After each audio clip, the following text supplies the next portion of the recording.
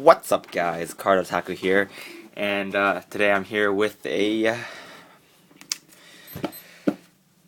Pale Moon deck profile. This is going to be a Lequier build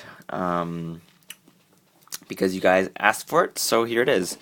So starting Vanguard, Girl Who Crossed the Gap, pretty standard. It's a good card. All right, so we run 1, 2, 3. Silver Throne, Dragon Tamer, Lequiers. You can run 4 if you want, but I run 3 because there's another card I want to play. So you know, good stuff. Grade 3. Counterblast 3. Call 4 units out from your soul. Grade 0, 1, 2, 3, and 4. 1 of each. 1, 2. Darkness Magician Roberts. You can cut him out for another Lequier, but I personally like him because in this build I don't run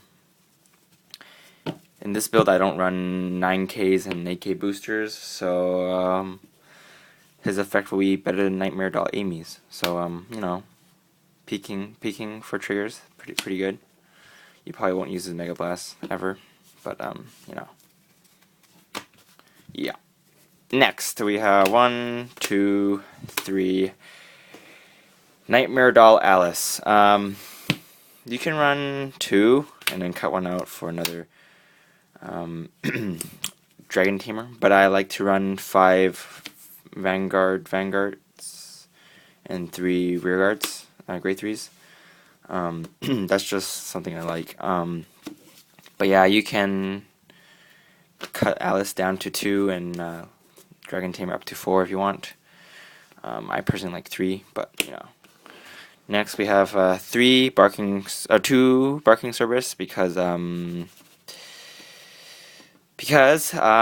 don't run any 8K boosters. So with the purple trippies behind it, he can still swing for 16, which is decent against 11K Vanguards. One thing to mention, this deck does not do well against cross-threaded decks because it has very limited ways to hit 18, and it's only hitting 18 for a brief period of time. For example,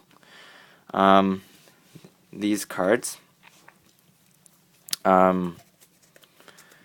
they can, when they get called out, Jumping Jill, when she comes out from the soul and into the rearguard circle, she gets plus 3k for that turn. So she'll be 12k, and and yeah, that's pretty much it.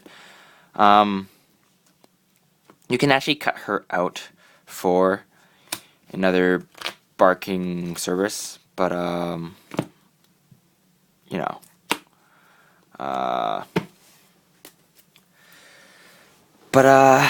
gosh, I'm tired. I like her because her art is not a lot nicer. So, yeah. I am not running Crimson Beast Tamer in this deck because if you play Crimson Beast Tamer, it somewhat limits you to what you can call out from her soul. Because sometimes when your grade 2 is only your Crimson Beast Tamer, you'll be like, oh well, crap. Now I can't really, you know, do much with it. So, yeah. Next we have Nitro Juggler. When he's called onto the rearguard or vanguard circle, you can soul charge 1. It's good to build up soul. Yeah, not much else to say. Okay, we have 1, 2, 3 Nightmare Bunnies. Puts pressure on your opponent. You know, forces them to guard. Attacks they don't really have to. So, yeah. And it's a 7k booster, so 3 Skull Jugglers. He's cool. He's like the same as Nitro Juggler. Call him onto Vanguard or Vanguard Circle. You can soul charge 1. helps you build up soul, so you can use Lequier's limit break properly. Two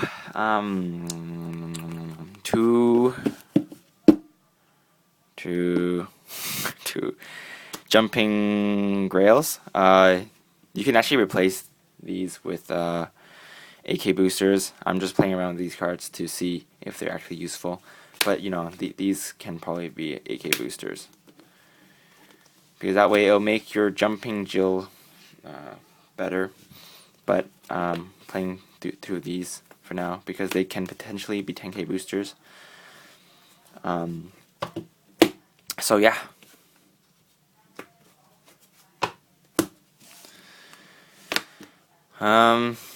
Triple trapeze is pretty standard in Pale Moon deck.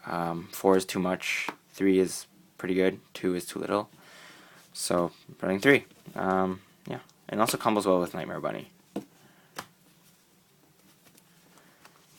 Oops. Yeah, 3 Underworld Hypnotist. Yeah. I run 3 because Great One space is kind of tight. You can, I guess if you want, you can cut this one for another Underworld Hypnotist, cut this for either another Skull Juggler or AK Booster, and then you can replace a Midnight Bunny for AK Booster. It's really, it's really, Pale Moon has a lot of great ones you can use, so that's it's good. It's a good thing about Pale Moon. Next, 2, 3, 4, 5 crits. 2, 3, 4 draws. 1, 2, 3, 4 heals.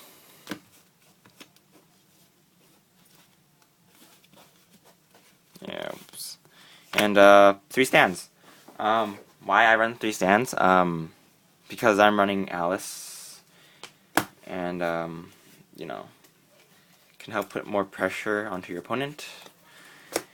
And here's a little mind game you can play with your opponents. Say you have 2 counterblasts closed, so you're like close 2 counterblasts, and you have Alice boosted with something. Okay, let's see. Alice is boosted with, say, a Skull Juggler or something, and you are at, just say you're at 5 damage. You're in deep shit. Let's just say you're at 3 damage or 4 damage. Okay, you're at 4 damage. You attack with Alice. You have something good in soul that you can swap out. Your opponent might be like, oh, if I don't block this attack, then he'll probably soul swap, and then you know, then he can use his limit break next turn because he'll have 3 counterblasts closed. Sorry, he'll have 3 counterblasts closed, and then you would just go. On your turn, you would just go, oops, Lequier, and then you would play this guy, pop it into soul, unflip 1 damage, and you can use your limit break. And your opponent, well, I just let attack through, well, crap. And it has happened before. They let me hit on purpose, because they'll be scared that scared of my limit break, and then it turns out that I could use my limit break anyway because I had these somewhat useful stand triggers. However, I don't really suggest you using this effect unless you actually really need to use that counterblast. So keep that in mind.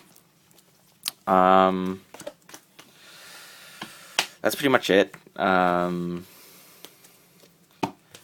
Yeah, so Karotaku signing out.